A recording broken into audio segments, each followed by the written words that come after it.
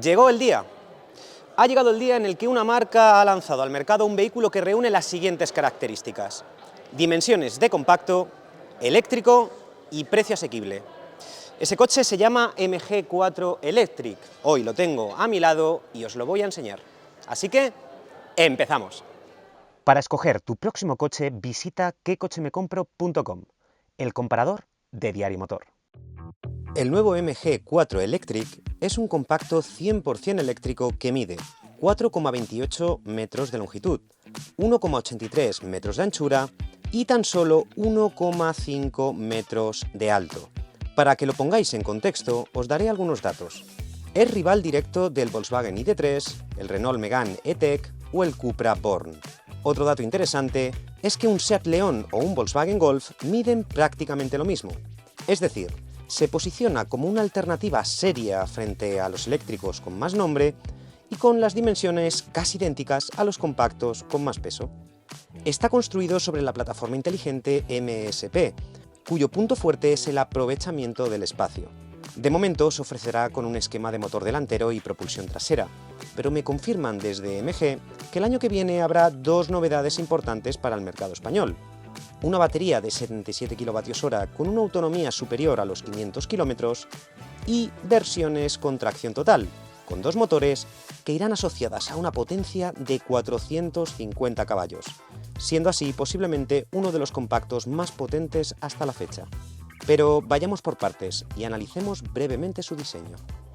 Esta es la parte que más me gusta del MG4 Electric. Este frontal a mí personalmente me recuerda un poco a lo que hace Cupra con sus vehículos. Un frontal con rasgos afilados, mirando hacia abajo. Fijaos en esta última parte, cómo mira totalmente hacia abajo, lo que le aporta un carácter agresivo y deportivo a este MG eléctrico. Los faros, como veis, también son afilados en forma triangular, son de tecnología LED y, en definitiva, nos encontramos con un aspecto claramente imponente. A mí, al menos, me lo parece.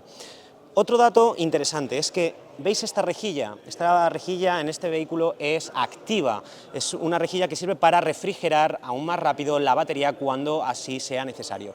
Y un punto quizás equivocado, digamos, de diseño, es la colocación de esta cámara frontal. Una cámara frontal que será víctima de aquellos propietarios de otros vehículos que quieran aparcar al toque.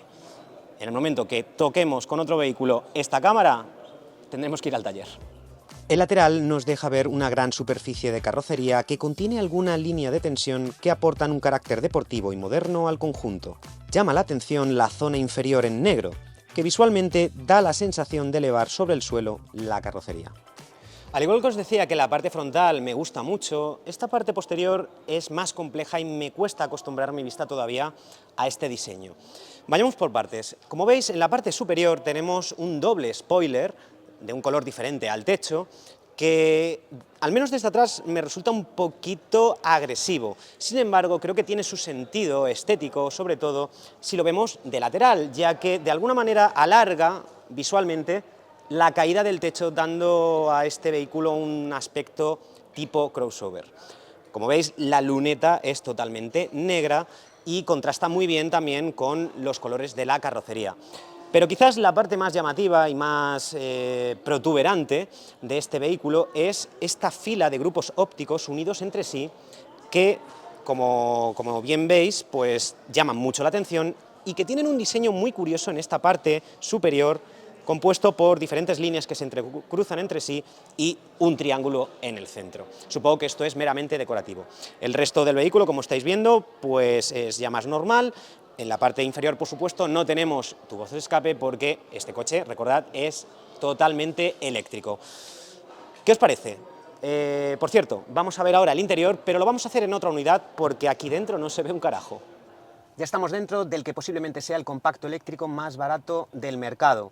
Por supuesto, cuando hablamos de un vehículo barato hay que poner el punto de mira dónde está ese ahorro de costes. Por lo tanto, vamos a dedicar los primeros instantes de este análisis interior en descubrir si este ahorro en el precio de tarifa se traduce en un ahorro de costes excesivo en su interior. Veamos. He de decir que la primera impresión es bastante buena. o bastante correcta más bien. En primer lugar tenemos en el salpicadero, en la parte superior, un material mullido, gomoso, de buen tacto, esto ya me empieza a gustar. En la parte intermedia una moldura que corresponde a los aireadores de negro piano, pero eso sí, no cruje prácticamente nada, de nuevo muy buena señal. Y en la parte inferior del salpicadero ya sí que tenemos un plástico duro que tiene buena apariencia, buen tacto, pero que es duro. Ojo, esto es algo bastante común en este segmento, por lo tanto de momento el MG no está pinchando en cuanto a calidad interior. Tenemos una consola central de tipo flotante, también con negro piano y plásticos imitando al aluminio. Aquí ya sí que vemos un poquito de ahorro de costes. Las puertas tienen la mayoría pues plásticos duros, pero también tienen una parte mullida en la parte intermedia, por lo tanto, correcta. El volante de un diseño interesante, de 2 radios, también recubierto en una especie de polipiel, y botones que, bueno, tampoco tienen un diseño demasiado espectacular, pero que nos sirven para controlar los mandos del vehículo. En líneas generales, diría, y a falta de hacer una comparativa con un coche al lado, que este MG4 Electric está un poquito por debajo quizás de un Volkswagen ID.3, el cual le supera en bastante en cuanto a precio. La calidad es bastante correcta, pero hay mucho más. Tenemos un sistema multimedia, diría que a un gran nivel, por lo tanto vamos a verlo. En primer lugar tenemos un cuadro de instrumentos de 7 pulgadas, que tiene una disposición bastante cuadrada, que diría que tiene muy buenos gráficos, un buen brillo y una disposición de gadgets bastante intuitiva. Aquí he descubierto que tenemos un modo Sport, un modo Custom, un modo Snow y un modo Eco. Podemos seleccionarnos con el volante y lo vemos muy claramente en esta pantalla. Al final es un cuadro de instrumentos como cualquier otro, pero oye, no me parece que esté claramente por debajo de cualquiera de sus rivales. Quizás el elemento que más me llama la atención de este interior es este sistema multimedia de 10,25 pulgadas que está situado justo en el centro del salpicadero y es de tipo flotante. He de decir que tras trastearlo un poquito me ha convencido mucho. En primer lugar porque tiene un diseño bastante intuitivo, como veis este primer menú es muy grande, muy fácil de encontrar las cosas, y además tenemos un segundo menú un poquito ya más lioso porque los gadgets son un poquito más pequeños, pero que de nuevo me parece bastante acertado. Sin embargo, si no nos gusta este diseño tan monocromático, también podemos cambiar a un diseño un poquito más vivo, más blanco, a pesar de que no ganamos color, sino que ganamos un poco en, pues eso, en brillo. Es blanco sobre negro y antes era negro sobre blanco. Por lo tanto, como veis, tenemos muchísimas funciones, podemos acceder a prácticamente cualquier función del vehículo, tiene una fluidez bastante buena. La navegación, por ejemplo, no la puedo ver porque fijaos el mensaje que me sale, pero en líneas generales me parece un sistema multimedia bastante mejor de lo que cabría esperar por un vehículo de este precio. Como dato extra, que sepáis que tenemos Apple CarPlay y Android Auto, eso sí, no son inalámbricos, necesitamos cable, y bueno, juzgad vosotros mismos. A mí desde luego que me convence y no considero que este sistema multimedia esté por debajo de la media de sus rivales. Ah, se me olvidaba que siempre lo critico y no va a ser menos este MG. Tenemos el sistema de climatización integrado dentro de esta pantalla y además, como veis, con un menú muy pequeñito, por lo tanto esto nos va a incomodar a la hora de encontrarlo cuando estemos en marcha. Pero bueno, es bastante rápido, sí, bastante rápido diría, y relativamente fácil de modificar. Bueno, ahí tenéis cómo es el menú del sistema de climatización, que está integrado, como decía, dentro de la pantalla multimedia. Antes de entrar a las plazas traseras, quiero que veáis cómo se accede a ellas. La puerta, de generosas dimensiones, tiene un ángulo de apertura bastante correcto. Sin embargo, la caída del techo sí que afecta un poco a la posición de introducción de sillita de bebé o de manipulación de una persona mayor a la hora de ponerle un cinturón de seguridad. Como veis, esta caída del techo, a pesar de que tiene el ángulo bastante abierto aquí, sí que nos obliga a bajar bastante para poder introducir la cabeza dentro de lo que es la cabina. Por lo tanto, vamos dentro y os cuento qué tal las plazas traseras. Bien, estas plazas traseras tienen miga, hay que analizarlas en bastantes partes. Vayamos primero por orden. La calidad que tenemos aquí detrás es prácticamente idéntica a la que tenemos delante.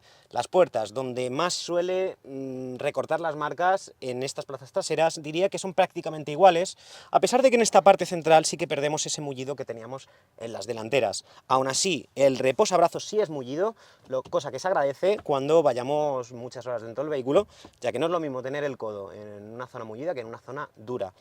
Como veis, la posición al estar sentados es típica de un coche eléctrico. Al tener la batería justo debajo, esto levanta el suelo del vehículo, lo que irremediablemente nos levanta las rodillas. No es una posición muy incómoda, pero tenéis que tenerlo en cuenta. Los pies los puedo meter totalmente debajo del asiento. Recordad, yo mido 1,75 m y con este asiento ajustado para mi posición de conducción tengo más de 10 dedos para las rodillas, por lo tanto el espacio es muy correcto. Tenemos la caída del techo que os contaba antes, pero que para mi estatura tampoco me limita demasiado, considero que no estoy aquí demasiado enclaustrado y en definitiva creo que tenemos un espacio muy correcto. Los problemas empiezan a partir de ahora. En primer lugar, no tenemos un suelo totalmente plano. Esto ya nos va a incomodar un poquito la plaza central. Pero es que esta plaza central es curiosa. En primer lugar, no tenemos un reposabrazos. No tenemos reposabrazos. Por lo tanto, es un elemento de confort que perdemos. Y otra cosa muy curiosa, no tenemos tampoco un reposacabezas en la plaza central. Algo que sinceramente no entiendo, ya que este coche, como estáis viendo, está homologado para 5 plazas. Tenemos cinturón de seguridad. Vamos a la plaza central y os cuento cómo es. Es relativamente cómoda, aunque claramente más estrecha que las laterales, y al final para trayectos cortos pues no la veo mal, pero para trayectos largos quizás se quede algo justa.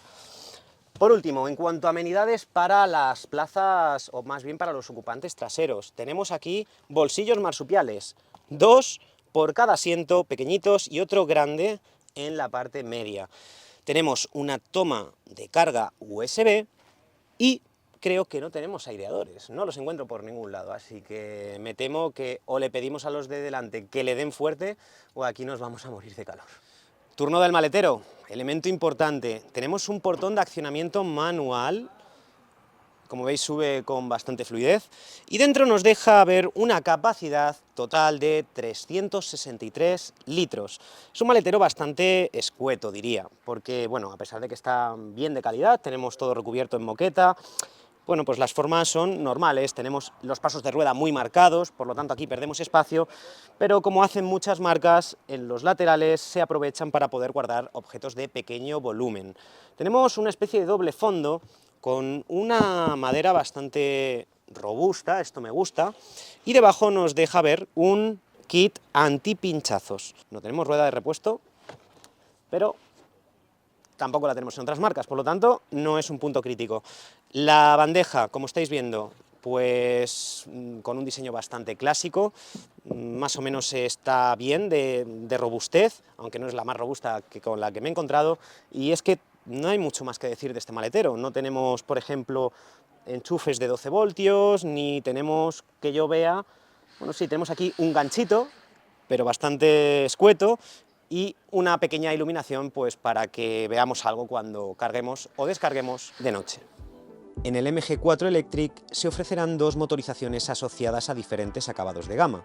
La versión de acceso es el MG4 Electric estándar, con una batería de 51 kWh, una autonomía de hasta 350 km en ciclo WLTP y un motor eléctrico de 170 caballos. Por su parte, los acabados Comfort y Luxar cuentan con una batería de 64 kWh, un motor eléctrico de 204 caballos y una autonomía de hasta 450 km. Hasta aquí nos encontramos con potencias y autonomías dentro de la media del segmento, pero pronto descubriréis dónde destaca realmente este vehículo. Las baterías disponibles, de 51 y 64 kWh, tienen las celdas en disposición horizontal. Su grosor es de tan solo 110 milímetros, y MG asegura que es la más fina de su clase. Aunque es cierto que en términos de habitabilidad yo no he notado una mejora sustancial. Por último, y no menos importante, disponemos de carga rápida en corriente continua de 117 kilovatios para la batería pequeña y 135 kilovatios para la batería más grande. Llama la atención que una marca desconocida, entre comillas, como MG, ofrezca 7 años de garantía o 150.000 kilómetros para la batería. Pero aún es más interesante el equipamiento que se ofrece con el acabado de acceso, donde destacan elementos como llantas de aleación de 16 pulgadas, faros LED, arranque sin llave, el sistema multimedia que habéis visto o un paquete de seguridad muy completo. Y después de haber conocido en estático al nuevo MG4 Electric, es hora de sacar una serie de conclusiones. Los eléctricos a día de hoy tienen 3 problemas fundamentales. En primer lugar, la infraestructura de carga. En segundo lugar, la capacidad y autonomía de las baterías. Y en tercer lugar, el precio. MG ha conseguido solventar, al menos parcialmente, este tercer problema, ya que el MG4 Electric se puede obtener desde 29.490 euros sin descuentos, pero si aplicamos el plan MOVES y todos los descuentos posibles, estaríamos hablando de un precio de partida desde 21.280. Es cierto que MG no ofrece más allá del precio nada especial, ni una autonomía espectacular, ni una calidad de acabados suprema, ni un diseño tampoco demasiado llamativo. Pero solventando este problema principal, que es el precio, he de decir que para la gran mayoría del público objetivo y de las personas que necesiten un coche eléctrico, desde luego que esta es la mejor opción del mercado a día de hoy. Por lo tanto, he de decir que el MG4 Electric es, sin duda, un coche que va a reventar el mercado. Hasta pronto.